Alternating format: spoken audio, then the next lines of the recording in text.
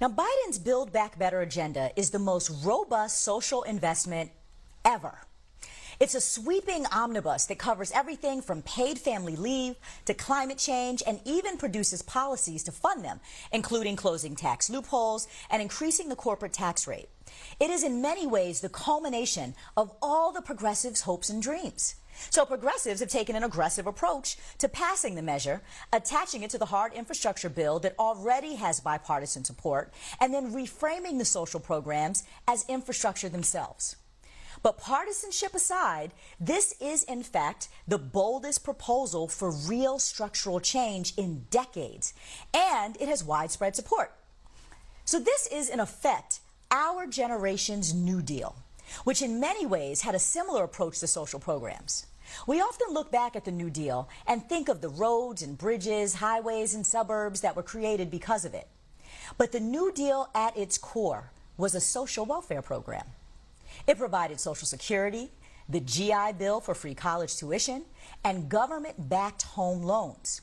It also included banking reform, farm subsidies, and developed our national parks.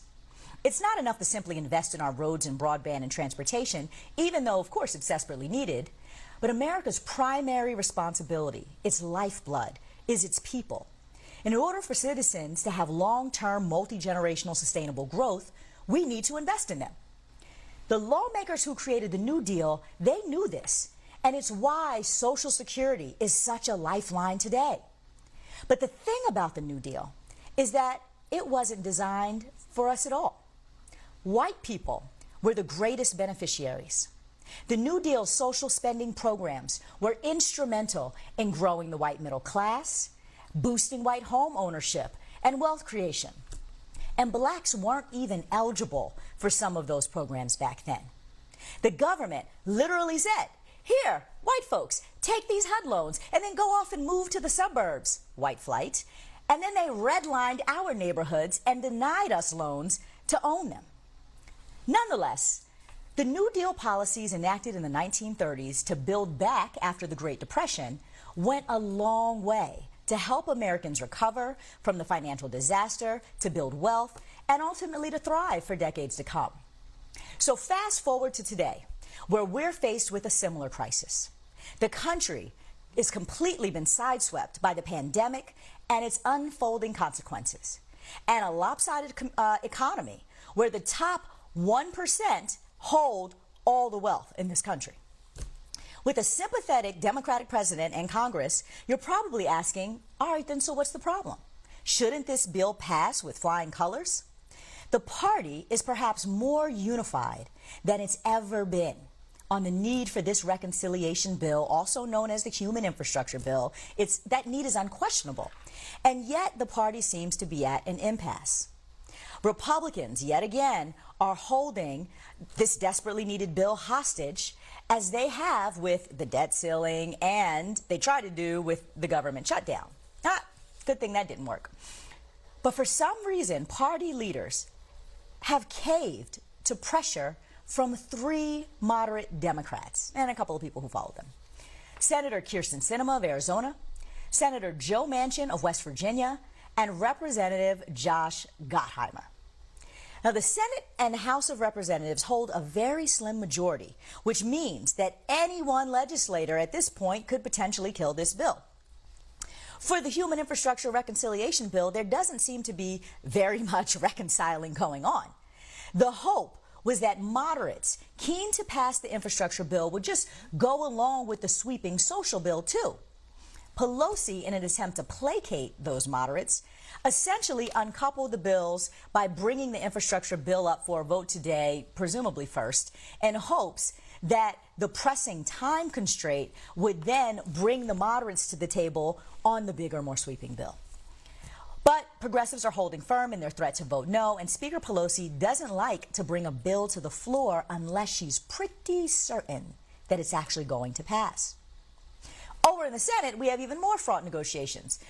In fact, today, Joe Manchin just said he was only going to consider something that's $1.5 trillion for this reconciliation bill.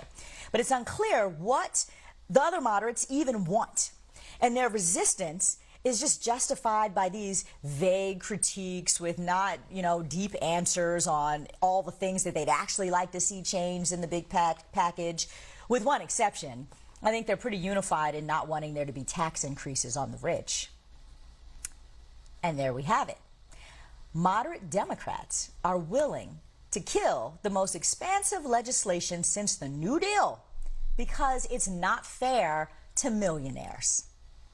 All three of these politicians are getting money from, you guessed it, investments and securities industries. They receive money from the likes of Goldman Sachs and Pfizer, and if there was ever a time in our country's history to make the wealthiest Americans pay their fair share and invest in the millions of people in this country who buy their products and work in their factories, it would be now. We cannot simply invest in infrastructure and expect our country to address the problems that the pandemic laid bare. People need more than jobs. They need support. But of course, all these politicians represent majority white districts. Moderates and Republicans will do anything to avoid spending money on black and brown people. And we know that Arizona barely went blue. Sinema is catering to her corporate sponsors and trying to toe the line so that she can hold on to her seat. We can't just blame this all on moderates, though. The blame also falls on party leadership for caving to pressure from such a small minority of Democrats. While they do have the power to sink this bill, party leadership could also take a page out of the progressives' book and just stand their ground. So why do we keep ending up here? We have a Democratic majority, albeit slim, and yet it still comes down to progressives versus moderates, the same old in-party, fighting. Democrats, it seems, the moderate ones at least, are really our own worst enemies. There's more to come, but first, make sure you're following me on social media. I'm at Aisha Mood Mills, and you can follow me to join the conversation on Facebook, Twitter, and the Gram, and make sure that you're following BNC2 and keep up with all the latest developments. Stay right here. There's more ahead on Amplified.